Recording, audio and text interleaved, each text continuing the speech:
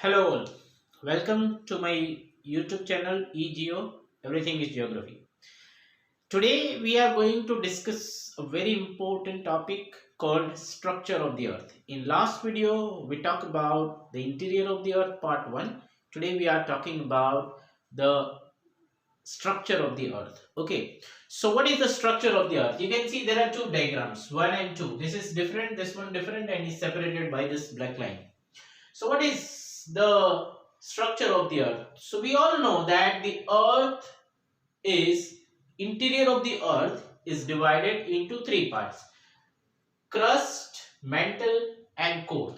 This is like we have the earth, okay, then we have mantle, and then we have core. Okay, so the topmost layer is called crust, second layer is mantle, and the innermost layer is called core, right? So you can see here that the crust of the earth is only 0 to 100 kilometer depth within the earth, right? So inside the earth till 100 kilometer we will find only crust. So that is the depth of crust, 0 to 100 kilometer. Now why 0 to 100 kilometer? Because if you see oceans and the surface, so under the ocean you will find that the crust are very thin, whereas on the surface the crust of the earth is very thick.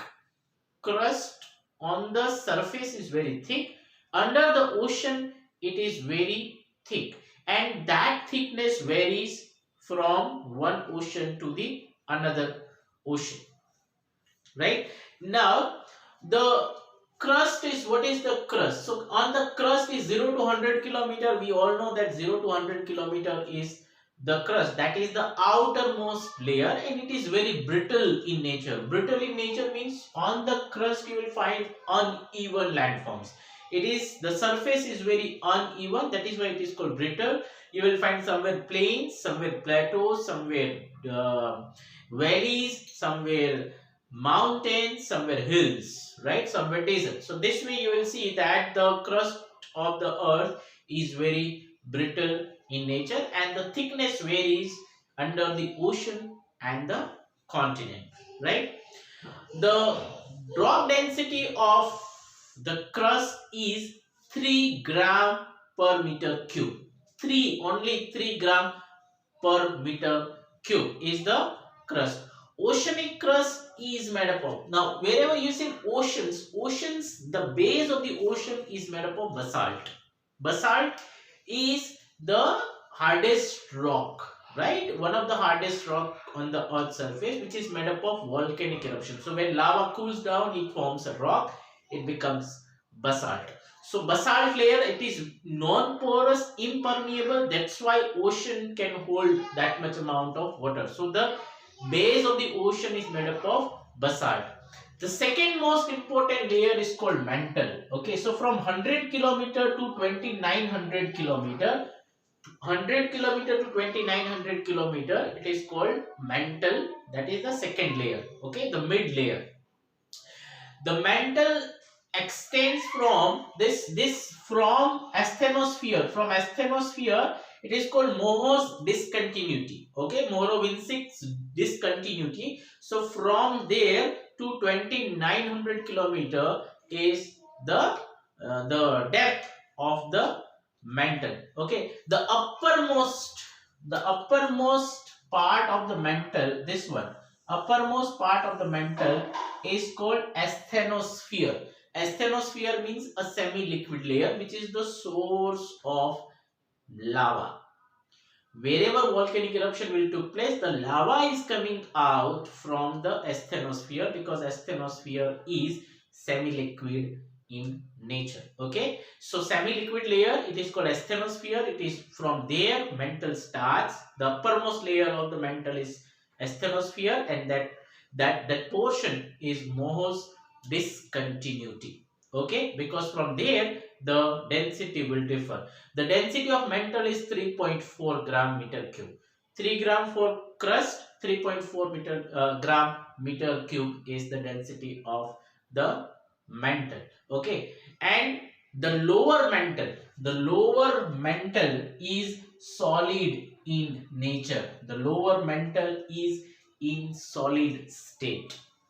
Okay, asthenosphere is in semi-liquid state. Crust is in solid state. But the upper mantle is semi-liquid. Then again, the lower mantle becomes the solid. Okay, the third and the most important innermost layer of the earth is called the core. The core of the earth.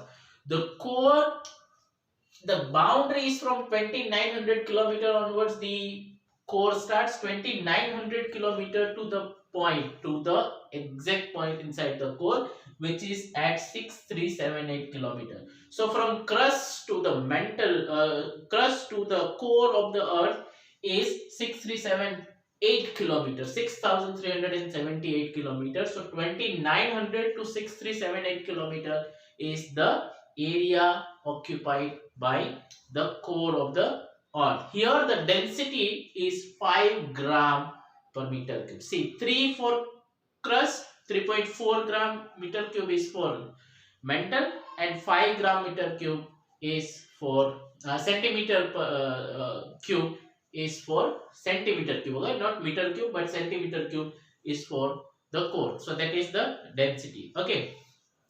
These three layers are also known by different names. Okay, so the core is known as knife layer. Core is knife. Okay, the topmost layer is Cr, Sima, and knife. So what is this? These are the mineral composition. Cr is silica and aluminium. Is made up. Crust is made up of silica and aluminium. The mantle layer is made up of silica and magnesium, and the core layer is made up of nickel and ferrous iron. Right, so it is also called Cr, Sima, and knife layer, crust, mantle, and core. So this is all about the interior structure of the earth. Now we are looking at a very important topic. You can see I have drawn a I think it is beautiful diagram over here. This is about the interior of the earth, and then what happens, volcanic eruptions continuously happening here and there. Under the crust also volcanoes are happening, but they might not be coming up. Lava might not be coming up on the surface of the earth. So this is the structure which represents the volcanoes. Okay, now volcanoes are classified into 5 different types. Okay, generally on the earth you will find shield volcanoes. Okay, shield volcanoes. So what happens in shield volcanoes? When we look at the shield volcano, you'll find that in shield volcanoes, the lava is of different type, right? So whenever you will find that the volcanic eruption is taking place, then the lava is very fluid. So lava will flow this way. Lava, because it is very fluid, so you will find that it will flow this way. See, it covers the larger area because lava is very fluid. So as volcano erupts, magma comes out in the form of lava, and then it starts spreading. So it covers larger area. Largest volcanoes on the earth are shield volcanoes. Okay, so this type of volcanoes are called shield volcanoes, and they are made up of basalt. Basalt is a type of rock. So shield volcanoes are made up of basalt, and it has very low explosivity index. Volcano explosivity index is called VEI index. Okay, so volcano explosivity index, this for shield volcano, this is very low. The lava is very fluid and it can spread across a larger areas. Okay, over a period of time, these volcanoes can develop into cinder cone. So shield volcanoes can convert into cinder cone volcanoes. Okay, the second most important type of volcanoes are called composite volcano. You can see here, this one is composite volcano. So what happens in composite volcano? Wherever composite volcanoes are formed, they are very, very explosive. So what happened, like on the surface, when lava comes out with force. It comes out with force and then it's sprayed. Okay, lava comes out with force and then it's sprayed. So composite volcanoes are very explosive in nature. Okay, and composite volcanoes carries pyroclastic flow, lot of ash and volcanic bombs. Because whenever a volcano will explode, okay, it will throw away stones outside. So larger distance will be covered by stones and it will also create ash clouds. So ash clouds, the height is also going to be more, and this way it becomes very explosive in nature. Okay, the lava is viscous, so it takes time, and because it is taking time, so the height keeps on increasing. This is about composite volcano. All the volcanoes in the world which are composite are very dangerous in terms of explosivity index. Okay, the third type of volcano is called caldera. So in caldera, what happened? Sometimes lava cool down within the cone. So for example, if there is the volcano was there, right? The volcano was there, and then over a period of time it happens that this was filled by lava, it cooled down, so the main cone is blocked, right? Now what happened that sometimes, because the pressure is continuously built up under the magma chamber, right? So sometimes it happened that the pressure becomes so enormous inside the inside the magma chamber, that this can be broken. The lava can break this and come out. Okay, so when it explodes, it will explode the entire mouth. Okay, and this will become a deep depression. The cone will become the depression. Okay, so wherever you will find those kind of depressions is called caldera. Okay, mostly the natural lakes, because it will be filled up by water, so then it will become a natural lake. Okay, in India, for example, Mount Abu Nakhi Lake is actually a caldera, right? So caldera is actually the mouth, okay, that is blown up and then it has been become a deep depression. So this way calderas are formed. So caldera is also a separate type of volcano. Okay, shield volcano, cinder cone, composite, and caldera. Okay, sometimes flood basalt provinces like shield volcano type of flood basalt provinces are also formed. For example, if you look at the Deccan Trap of India, okay, if you look at the Deccan Trap of India,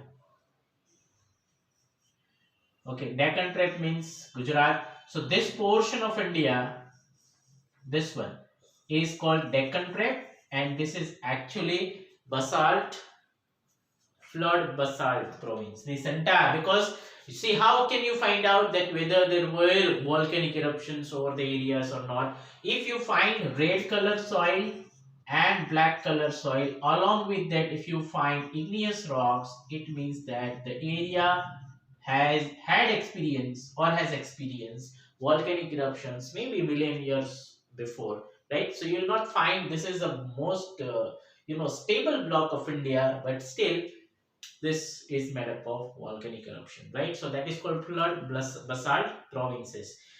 And the last one, which is very important, is called the ocean ridges. So what happened? Whenever a divergent plate boundary, when two plates move away from each other,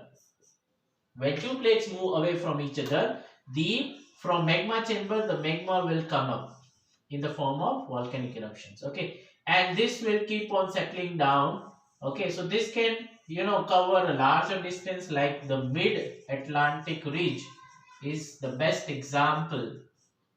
Mid-Atlantic ridge is the best example of mid-ocean ridges. Okay, it almost cover 70,000 kilometer. Not only mid-Atlantic ridge, but all the ridges around the world cover 70,000 kilometer area. Right. So these are all the types of volcanoes. Now, volcanic landforms, which is very important. So, as far as volcanic landforms are concerned, volcanic landforms are of different types. So if you see volcanic landforms, they are of different types. Okay, so volcanic landforms we are classifying here into 7 categories. Okay, so the most important is called intrusive form. Intrusive form. Then one more important part is called batholith. Okay, after batholith we have leccolith.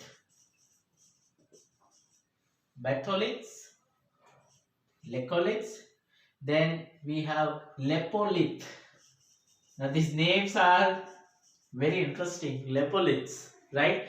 After lepoliths we have fecoliths. So this is fecoliths.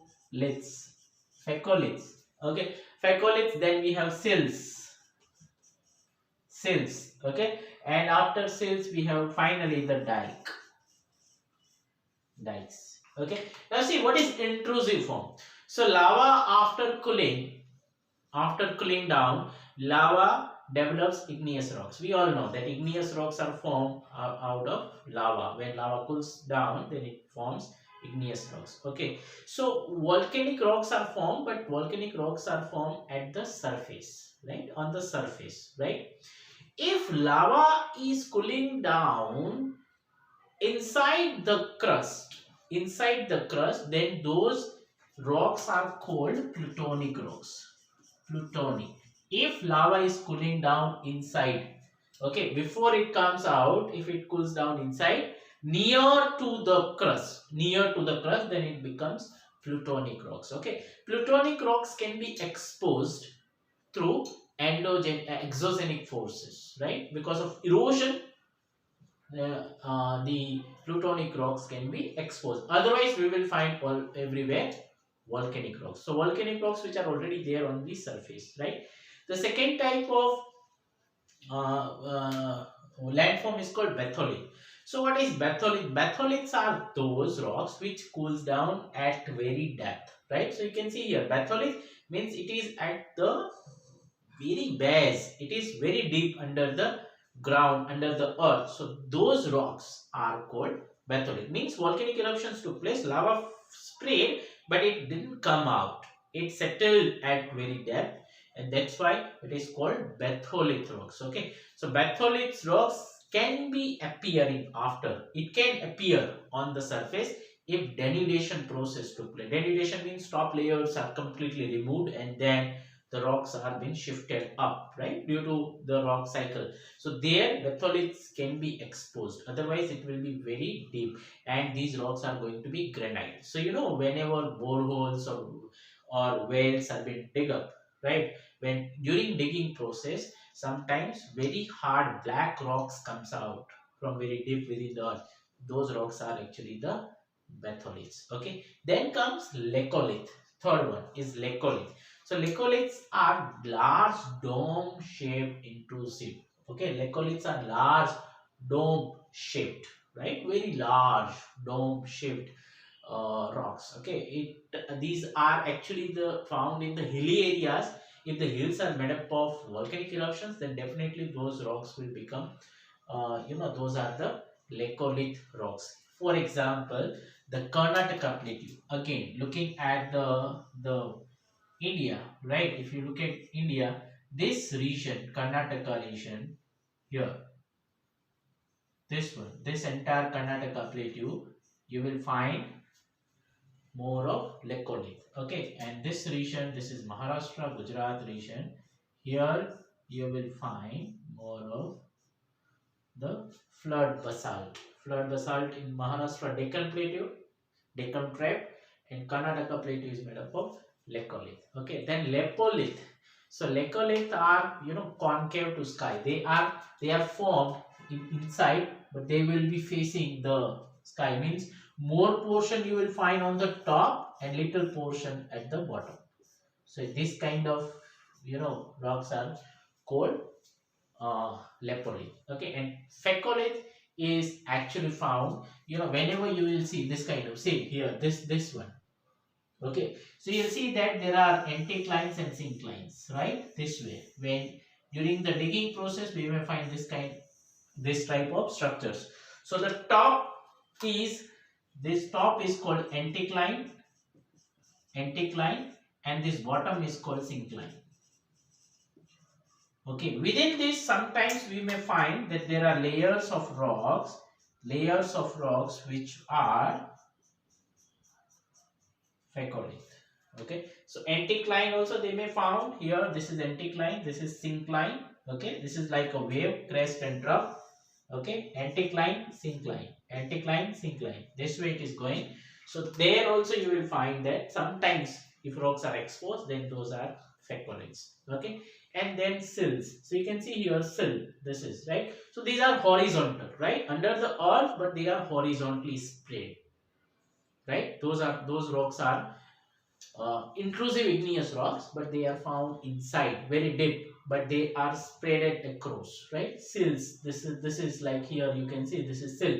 This actually the composite volcano has been formed over here, but then there is also a sill. And then the dike, okay, the perpendicular, they will be always perpendicular to the ground. Okay, and wall like structures, the western Maharashtra region, this one, eastern and western Maharashtra, if you see, this is the western coast, western Maharashtra. Here, okay, you will find most of the rocks have dikes because when it is exposed. So you can see batholith are very deep underground. Leccolith, you can see here they are been under the earth, but they are very close to the crust. Dike are very perpendicular. Sill is the spreaded rock. Then composite volcano have been formed over here. This is lava mesa, means it has already formed. Cinder cone is over here. Volcanic neck, okay, because of the volcanic eruption, and when suddenly, because erosional processes has not started, so you will find this kind of very needle type of neck of volcanoes, that is called volcanic neck. This is caldera, you can see the eroded leccolith, because once it is exposed, then erosion will begin, so it can be eroded. Yeah, so this way from here, everything starts and then it comes out this way. So these are different layers of the interior of the earth. Top is the crust, and this is how lava comes out. Okay, so this is all about the structure of the earth. We have covered structure of the earth, crust, mantle and core. Then we have covered types of volcanoes, and then we have covered volcanic landforms, right? So this are actually very important. This diagram, if you can remember, it will help you a lot. Okay, so that's it from today's class. We have discussed structure of the earth. I want you all to like, share and subscribe my YouTube channel. I'll be coming up with another chapter, another topic, not chapter but another topic, and we are going to discuss it in detail. Okay, till then, have a nice day. Thank you all.